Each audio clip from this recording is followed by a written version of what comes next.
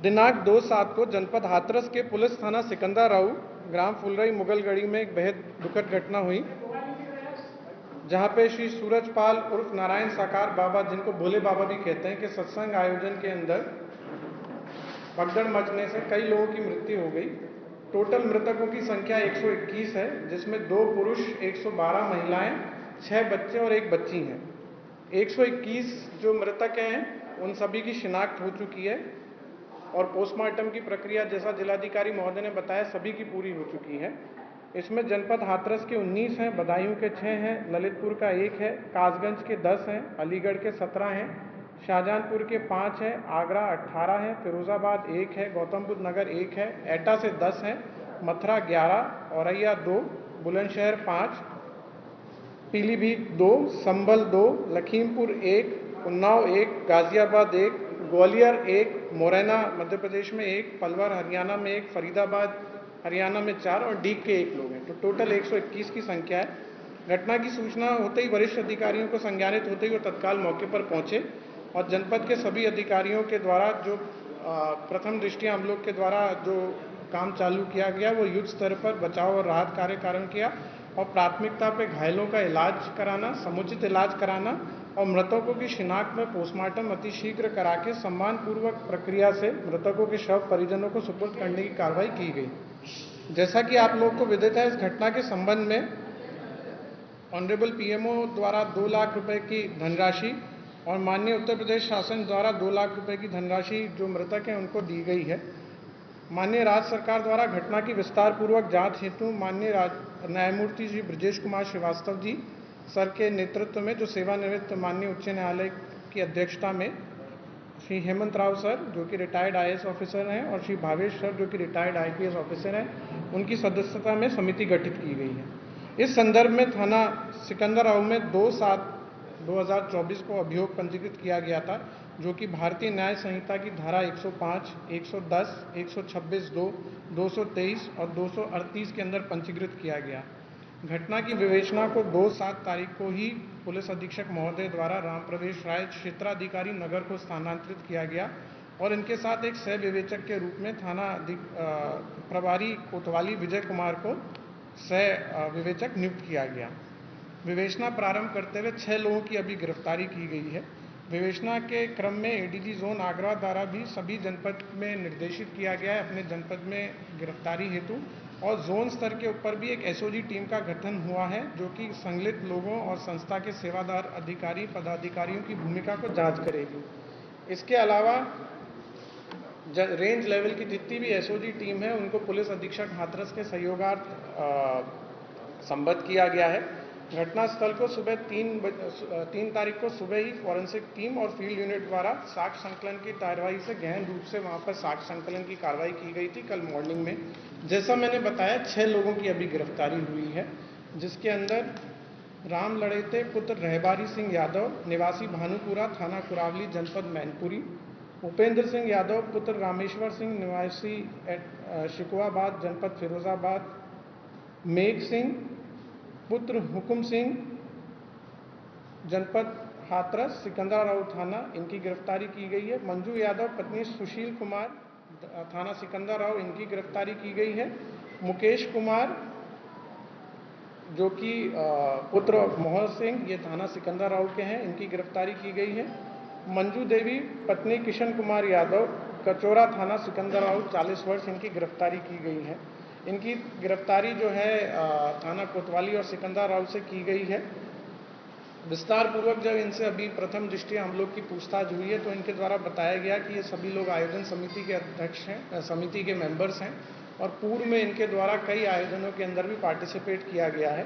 ये मुख्यतः सेवादार के रूप में कार्य करते हैं और आयोजक और इनकी सत्संग कमेटी में भीड़ इकट्ठा करना, चंदा इकट्ठा करना, इन सब चीज़ों का सहयोग प्रदान करते हैं। साथ ही साथ वहाँ पर जो देखा गया है कि बैरिकेडिंग द्वारा भीड़ नियंत्रण करना, श्रद्धालु हेतु पंडाल की व्यवस्था करना, वाहनों की पार्किंग की व्यवस्था करना, कार्यक्रम स्थल पर खड़ंजा, बिजली की आपूर्ति, जनरेटर, सफाई व्यवस्था इत्यादि इन लोगों का कहना है कि हम लोगों के द्वारा कराई जाती है।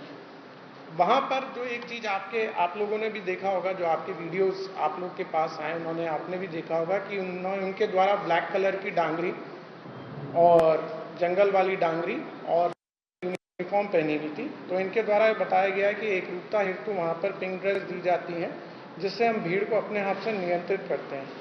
बाबा के अनुयायियों के बारे में पता लगा कि उनके बारे में काफ़ी मान्यताएं हैं और बाबा के चरण रज लेने से बहुत सारे संकट दूर हो जाते हैं। और हम लोग चरण जो बाबा की गाड़ी थी उसको काफिले को भीड़ से निकालने हेतु आगे पीछे दौड़ते हैं। उस दिन भी बाबा की चरण रज के लिए भीड़ गाड़ी के आसपास आई तो सेवादारों ने भीड़ को रोका और जैसे ही काफिला आगे निकला तो सेवादारों ने भीड़ को चरण रज होने के लिए अनियंत्रित छोड़ दिया। उसके बाद महिलाएं और बच्चे एक दूसरे के ऊपर गिर गए। घटना जब हुई तो ये लोग मौके से फरार हो गए। इनके द्वारा वहां पर किसी प्रकार का कोई सहयोग वहां की पुलिस या प्रशासनिक व्यवस्था को नहीं दिया गया। एक बात जो और प्रकाश में आई कि वहां पर ये किसी भी व्यक्ति को वीडियो बनाने से रोकते थे। वह पुलिस प्रशासन को, जो अभी तक की हम लोग की पूछताछ और साक्ष्य संकलन है और जो वीडियो आप लोग के माध्यम से भी प्राप्त हुए, उसके अंदर देखा गया कि इनके द्वारा खुद ही अपने आप को भीड़ नियंत्रण का प्रयास किया जाता है और किसी प्रकार की पुलिस वहां पर या प्रशासनिक व्यवस्था को ये लोग एक तरह से अलाउ नहीं करते हैं। इनके अपने उसमें रिजर्वेशंस हैं। ये भी बात, जो मुख्य अभियुक्त हैं जो प्रकाश मधुकर हैं, उनके ऊपर 1 लाख की गिरफ्तारी का जोन लेवल के ऊपर आदेश किया जा रहा है। 1 लाख का जो पुरस्कार होता है वो घोषित किया जा रहा है। शीघ्र उनके एनबीडब्ल्यू की भी कार्रवाई की जाएगी और इसमें खासतौर से विवेचना में भी इस चीज को भी देखा जाएगा कि कोई आपराधिक षड्यंत्र किसी व्यक्ति द्वारा या किसी संस्था द्वारा तो नहीं है, ये किसी साजिश का तो हिस्सा नहीं था। तो ये टोटल, जैसा मैंने बताया, 6 लोगों की गिरफ्तारी हुई है। अलग अलग जगह के रहने वाले हैं वो लोग। हम लोग के पास और भी डिटेल्स आई हैं, कुछ फोटोग्राफ्स आई हैं, कुछ पोस्टर बैनर्स आए हैं, कुछ हम लोगों के द्वारा जो पूछताछ के अंदर और चीज़ निकली हैं जो और हम लोग के पास एग्जामिनेशन के लिए जो है पूछताछ की जाएगी। और जैसे जैसे विवेचना के क्रम में हम लोग बढ़ेंगे उसके अंदर जो भी साक्ष्य आते हैं और लोग की भी जो भी सख्त से सख्त विधिक कार्रवाई होगी, इसमें दोषी होंगे, उनके खिलाफ की जाएगी।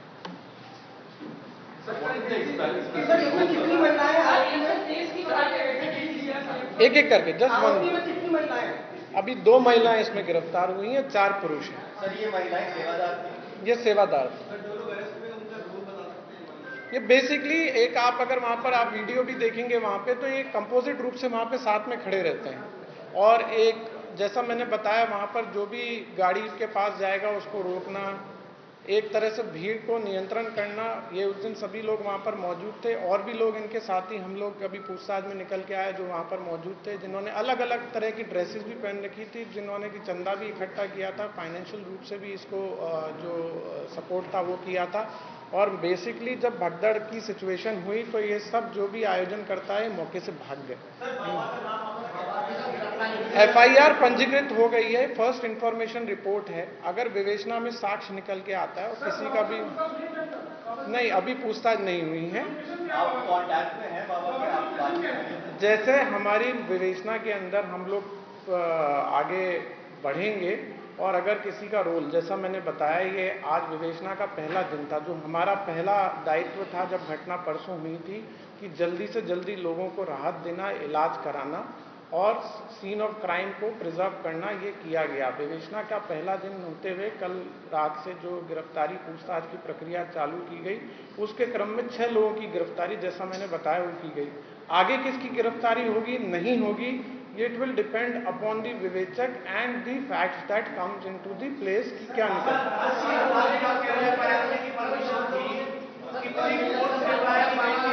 देखिए, इस संदर्भ के ऊपर बहुत पहले भी हम लोग इस बारे में आप लोग को बता चुके हैं। और अब क्योंकि इस संदर्भ में, जैसा मैंने बताया, कि माननीय आयोग का गठन हो चुका है जो कि ऑनरेबल जस्टिस के, रिटायर्ड जस्टिस की अध्यक्षता में है, वो इस पूरे घटना की गहन रूप से इंक्वायरी करेगी। कितनी भीड़ थी, कितनी आई थी, क्या संसाधन थी। मैंने बताया आपको कि अगर विवेचना में किसी का भी रोल निकल के आता है तो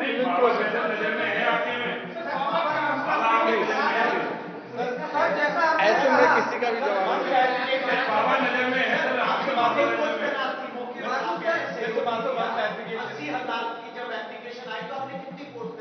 नहीं। फोर्स वहां पर तैनात की गई थी, वहां पर फोर्स की तैनाती थी। और इस संदर्भ के अंदर, जैसा मैंने बताया, माननीय आयोग का गठन हो चुका है। वहां पे ट्रैफिक पुलिस भी तैनात थी, वहां पे फायर की पुलिस भी तैनात थी, वहां पे सिविल पुलिस भी तैनात थी, वहां पे पीएससी भी तैनात थी। one clarification, Mr. Mathur. This Manav Mangal, sir, this Manav Mangal Milan Sadbhavana Samagam, what is the hierarchy which they follow? Is this Baba head of this organization? जो अभी तक जानकारी आई है वही हेड करते हैं, जो अभी तक की जानकारी है। हाँ। मैं अभी तक की जानकारी आप लोगों से शेयर कर रहा हूँ, ठीक है।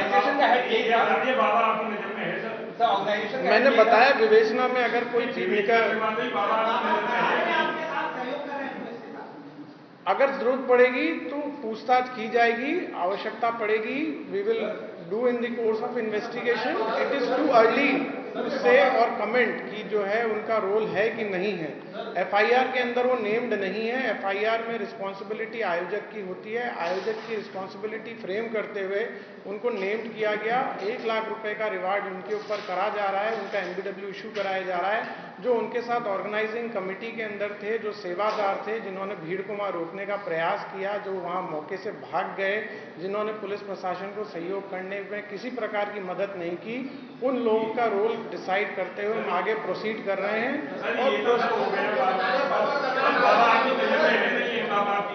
मैं बता दिया आपको, इन्वेस्टिगेशन में follow the due process. Sir आपने कहा कि ये लोग की जिम्मेदारी थी क्राउड मैनेजमेंट की, सारे लोगों की, ये बाबा का ही सेवादार है, तो फिर सीधे सीधे तो बाबा की जिम्मेदारी बनी। ये बेसिकली ऑर्गेनाइजेशन कमिटी ने परमिशन ली थी। जी, ये ऑर्गेनाइजेशन कमिटी के ही जो इंचार्ज हैं, उस नाम क्या था ऑर्गेनाइजेशन का? जो जिनके नाम से परमिशन ली गई ना, वही मैं आपको बता रहा हूँ। जो वेद प्रकाश मधुकर है ना, मधुकर जी की लोकेशन के लिए टीम्स लगी हुई हैं। मधुकर जी के ऊपर रिवार्ड घोषित किया गया है और मधुकर जी मुख्य रूप से हम लोग उनकी पूछताछ के अंदर, अगर उनकी भी पूछताछ में कुछ और भी रोल निकल के आता है किसी का भी, तो वी विल प्रोसीड अकॉर्डिंग। बाबा का जो बैकग्राउंड है वो क्या है, कितने मुकदमे दर्ज है पहले की बताइए। बाबा के आपराधिक इतिहास की जानकारी हम लोग के द्वारा की जा रही है। जो अभी तक जानकारी प्राप्त हुई है वो जानकारी हुई है कि सन 2000 के अंदर ये हेड कांस्टेबल पद से इन्होंने बीआरएस लिया था और ये एसपीआर ऑफिस जो होता है आगरा में, वहाँ पर तैनात थे। वहाँ से इनके द्वारा बीआरएस लिया गया। तत्कालीन समय में शाहगंज थाना आगरा में इनके ऊपर एक एफआईआर लिखने की बात प्रकाश में आई है, जिसके अंदर बाद के अंदर इसमें एक्विटल हो गया था। इसके अलावा कितने मुकदमे हैं ये जोन लेवल पे, और इसके अलावा जैसा आपने देखा कि इनके अनुयायी देश भर में हैं, तो उनके वहाँ पर और भी कहीं पे एफआईआर्स हैं क्या, ये चीज़ हम निकालने के लिए हमारी टीम्स लगी हैं और इन सब टीमों से, इन सब प्रदेशों से सहयोग लिया जा रहा है।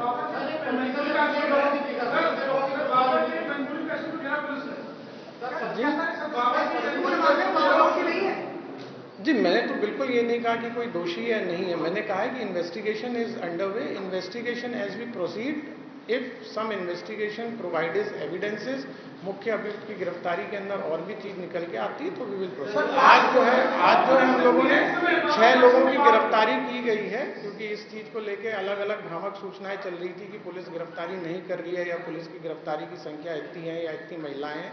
तो आज आप लोगों से संवाद इसलिए किया गया कि आज की तारीख में ये स्थिति है, जिससे आपको अवगत कराया गया। जो लोग गिरफ्तार किए गए हैं वो तो हल्की है सर, बाबा मजबूत है।